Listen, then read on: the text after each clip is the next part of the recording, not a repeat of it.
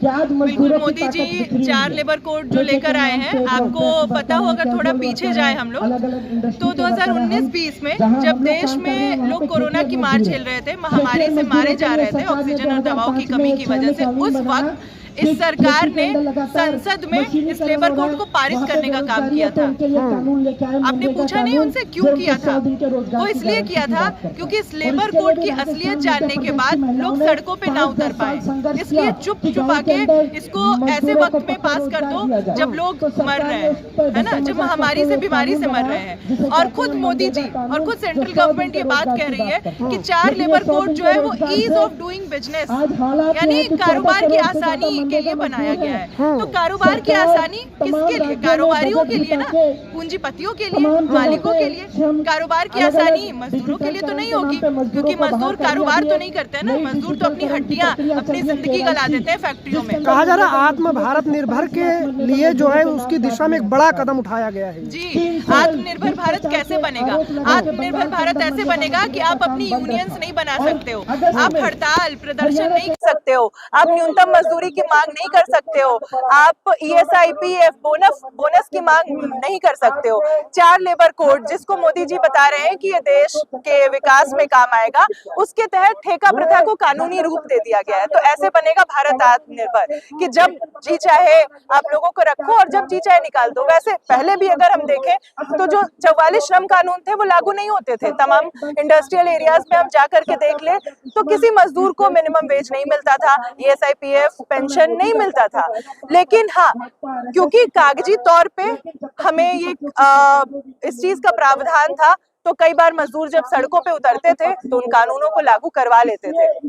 लेकिन अब ये कागजों पे भी जो था उसको भी इस सरकार ने खत्म कर दिया है। और जो रत्ती भर भी मालिकों के मुनाफे में एक ब्रेक आ रहा था ना, उसको भी अब स्पीड से दौड़ा दिया है कि अब मुनाफा खुले तौर पे तुम मजदूरों की हड्डियां निचोड़ो और अपने तिजोरियां भरो। आप इसको देख ही सकते हैं, जब ये सरकार सेना में ठेके पे भर्ती कर रही है, सोशल सिक्योरिटी बढ़ जाएगी, जो मजदूरों की सोशल सिक्योरिटी है वो बढ़ जाएगी।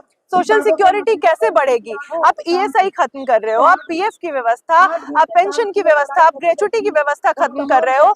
अगर किसी फैक्ट्री में मालिक ESIPF ग्रेचुटी नहीं देता है मजदूरों को, तो वो कानूनी तौर पे सही होगा, उसके लिए मजदूर आवाज नहीं उठा सकते हैं।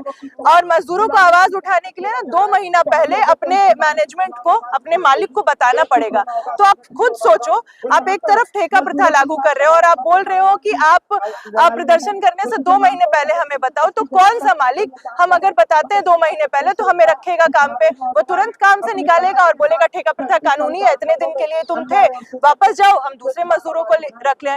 ले ऑफ, छटनी, इन सबको कानूनी रूप दे दिया गया है। किसी फैक्ट्री में 300 मजदूर है, मालिकों को पूछना नहीं पड़ेगा सरकार से छटनी करने से पहले, वो किसी भी वक्त छटनी कर सकते हैं।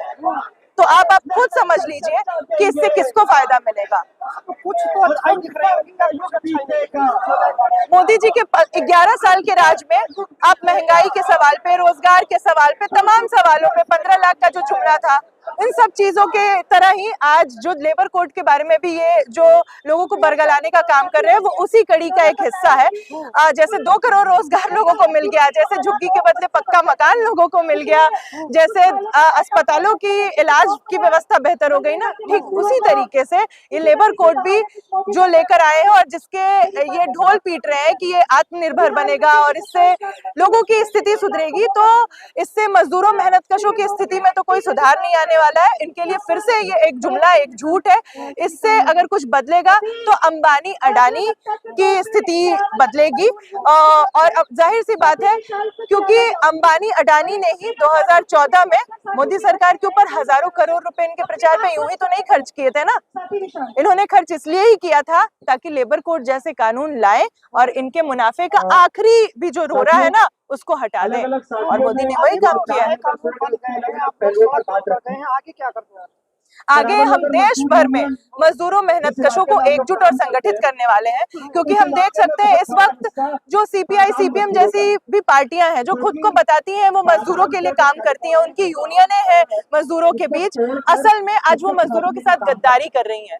लेबर कोड के खिलाफ जो सड़कों पे उतरना चाहिए था, देशव्यापी हड़ताल का, आम हड़ताल को कॉल देना चाहिए था, तब ये लोग एक दिवसीय प्रदर्शन और एक दिवसीय कोई ऐसे रस्म अदायगी और सरकार को अर्जियां लिखने का काम कर रहे हैं, जिससे हम भी जानते हैं कि इस फासीवादी सरकार के कान पे जू भी नहीं रेंगेगा। आज